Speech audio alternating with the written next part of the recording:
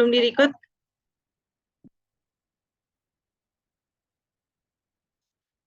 Bismillahirrahmanirrahim. Assalamualaikum warahmatullahi wabarakatuh. Yang terhormat, Dr. Muhammad Fahri, SPPF, FSR, FSIR, selaku dosen mata kuliah Manajemen dan Kepemimpinan, dan teman-teman yang kami cintai dan kami banggakan. Pada hari ini, kami dari kelompok 1 akan mempresentasikan kepemimpinan transformasional dan transaksional. Sebelum itu, izinkan kami untuk memperkenalkan diri. Saya Syecila Alida Rahman bersama teman saya Siti Nur Azizah dan Tania Nisrin Putri. Materi yang pertama yaitu pengertian kepemimpinan transformasional. Menurut di sini tuh ada 3 ilmuwan yang membuat pengertian kepemimpinan transformasional. Nah, yang pertama itu ada Sudarwan Danim. Kepemimpinan transformasional itu berasal dari kata to transform, yang artinya mentransformasikan atau mengubah sesuatu menjadi bentuk yang berbeda. Misalnya, mentransformasikan visi misi menjadi realita, potensi menjadi aktual, laten menjadi manifest, dan sebagainya. Yang kedua ada menurut Terry. Menurut Terry, kepemimpinan transformasional merupakan aktivitas mempengaruhi orang-orang agar mereka suka berusaha mencapai tujuan-tujuan kelompok. Lalu yang ketiga, itu ada menurut Ortweitet. Menurut Ortweitet, dalam bukunya The Art of Leadership merupakan kegiatan mempengaruhi orang-orang bekerja sama untuk mencapai tujuan yang mereka inginkan. Jadi pada intinya, kalau misalnya si kepemimpinan transformasional ini, si pemimpin akan mempengaruhi anggota-anggotanya untuk bisa bekerja lebih baik lagi gitu agar dapat mencapai tujuan yang diinginkan. Jadi next. Lalu ada pengertian kepemimpinan transaksional. Kepemimpinan transaksional merupakan kepemimpinan yang memotivasi bawahan atau pengikut dengan minat-minat pribadinya. Kepemimpinan transaksional ini juga melibatkan nilai-nilai. Akan tetapi nilai-nilai tersebut relevan sebatas proses pertukaran atau exchange proses. Tidak langsung menyentuh substansi perubahan yang dikehendaki. Terus juga kepemimpinan transaksional ini biasanya dia ini pemimpinnya ini akan memberikan semacam insentif kepada anggotanya gitu. Jadi next.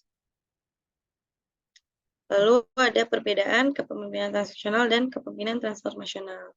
Kalau misalnya transaksional ini lebih mengedepankan tujuan pada masa sekarang gitu. Jadi apa sih tujuan-tujuan yang akan dituju pada saat ini gitu. Lalu juga pemimpin ini mengarahkan karyawan untuk memandang budaya sebagai lebih berorientasi pada tujuan daripada inovasi gitu. Jadi kayak tadi sudah dibilang kalau misalnya inovasi kan untuk masa yang mendatang gitu. Jadi kalau misalnya transaksional ini lebih ke tujuan aja gitu. Jadi hanya untuk saat ini gitu. Lalu yang kedua ini ada kepemimpinan transformasional. Kalau transformasional ini tuh dia fokus pada perubahan organisasi, pengembangan karyawan. Nah, dia ini lebih ke masa depan gitu. Jadi inovasi. Kalau tadi kan yang transaksional itu kan tujuan. Kalau misalnya transformasional tuh dia inovasi itu atau masa depan.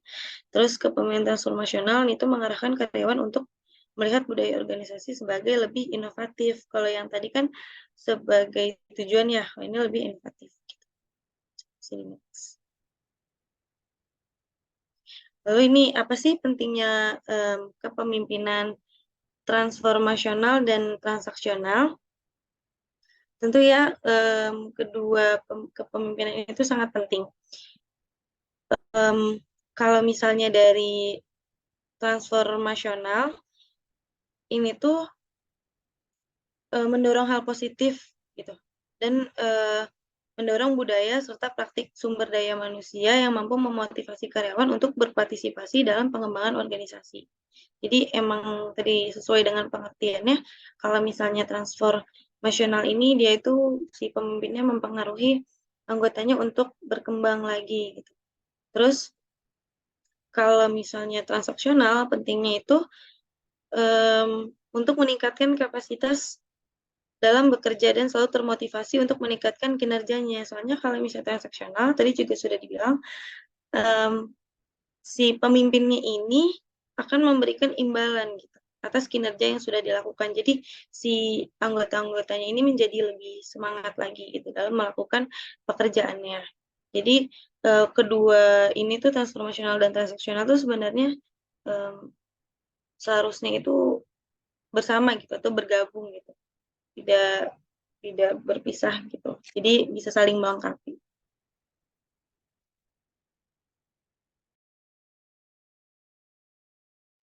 Baik, materi selanjutnya akan dibacakan oleh Siti Nur Azizah. Baik, terima kasih kepada Secila. Di sini saya akan membacakan tentang gaya kepemimpinan transformasional, yaitu pemimpin membangkitkan emosi pengikut dan memotivasi mereka untuk bertindak di luar kerangka dari apa yang digambarkan sebagai hubungan pertukaran.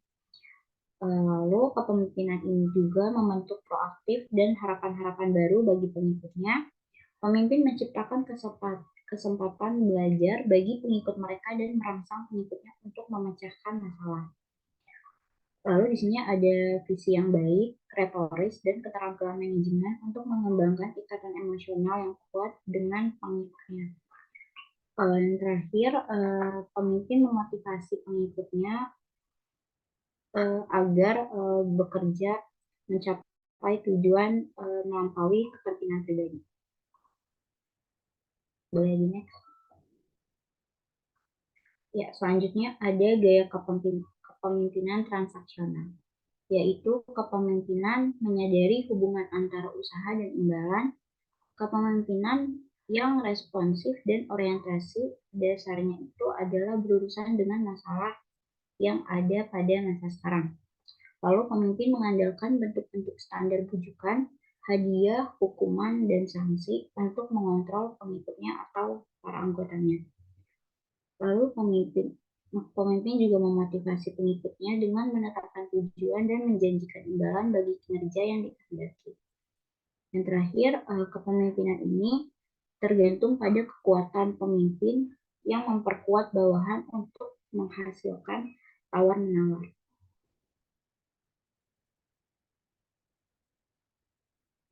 Lalu di sini ada karakteristik dari kepemimpinan transaksional dan transformasional. Untuk transaksional sendiri yaitu yang pertama ada imbalan kontinen, yang kedua ada manajemen dengan pengecualian atau aktif, yang ketiga ada manajemen pengecualian atau pasif. Lalu untuk transformasional ini ada karisma, inspirasi, dan perhatian individu. Boleh di next? Ya, lalu di sini saya akan menjelaskan tentang budaya. Di sini ada budaya kepemimpinan transformasional, yaitu pendekatan yang analitis yang pertama kali didefinisikan oleh sosiolog yaitu Max Weber dan Talcott Parsons. Beliau memberikan kita basis untuk memahami 4 fungsi organisasi yang diperlukan untuk bertahan hidup dalam jangka panjang.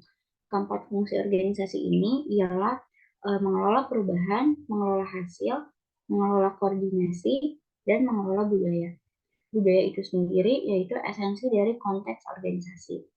Para pemimpin transformasional menciptakan budaya organisasi yang memberdayakan para pengikut atau anggotanya untuk mencapai tujuan yang mereka bagikan bersama. Para pengikut ini memiliki tujuan yang sama karena mereka telah berperan dalam mendefinisikan dan menginstruksi budaya organisasi. Boleh di next?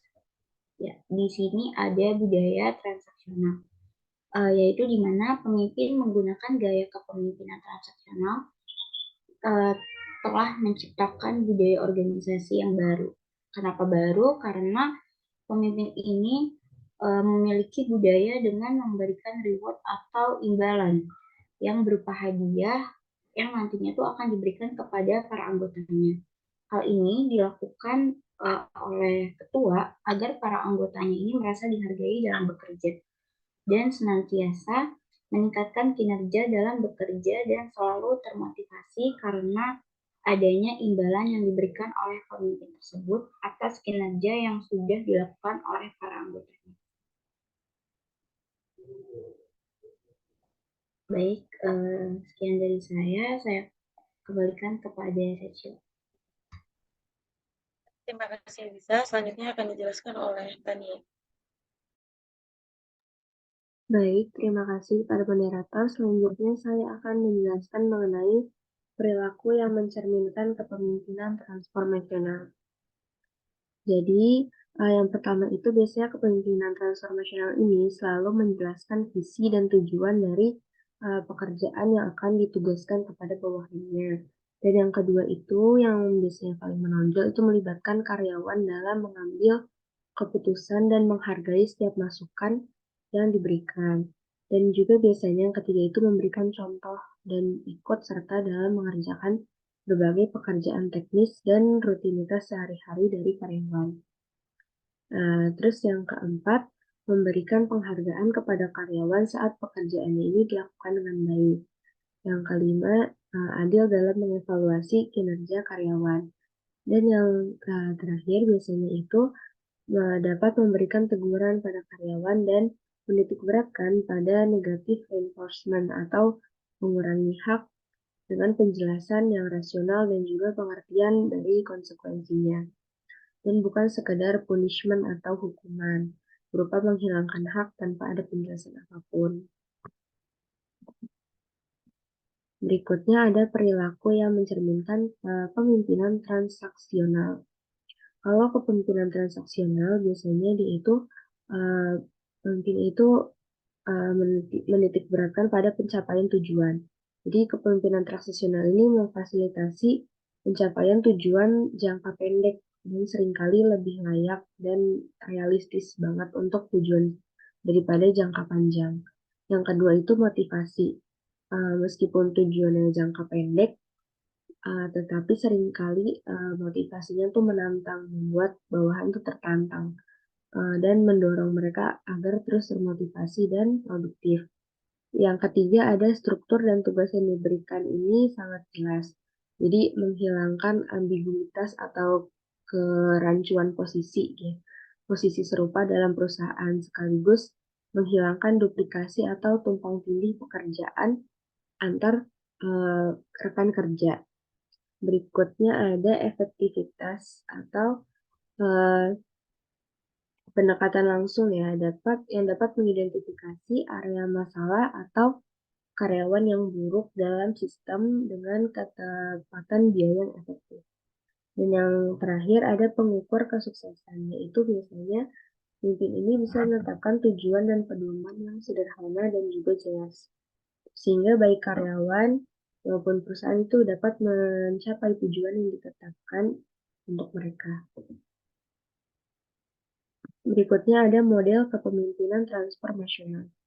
Yang pertama itu idealized influence atau pengaruh yang diidealkan. Jadi biasanya memberikan pengaruh yang besar untuk memberikan motivasi kepada bawahannya dalam menyelesaikan pekerjaan. Berikutnya ada inspirational motivation atau motivasi yang inspirasional, yaitu dengan menginspirasi dan merangsang antusiasme bawahan terhadap prestasi.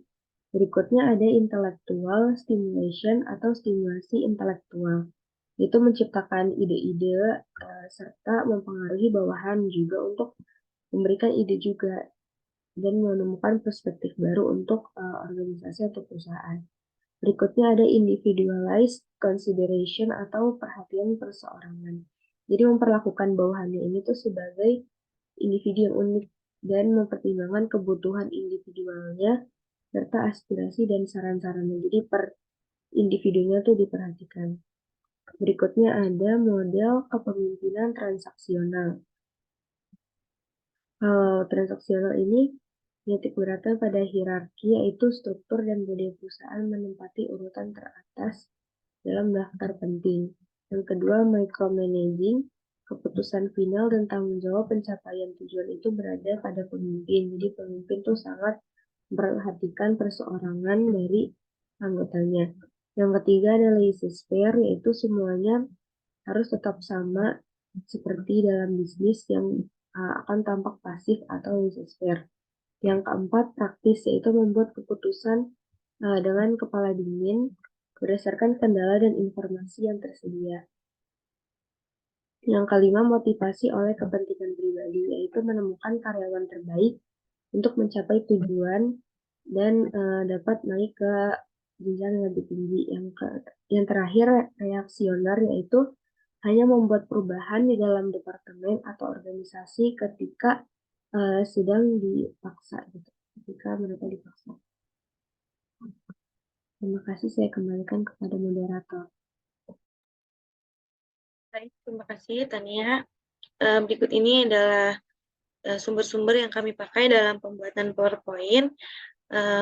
Sekian dari kami, kurang lebihnya mohon maaf. Wassalamualaikum warahmatullahi wabarakatuh.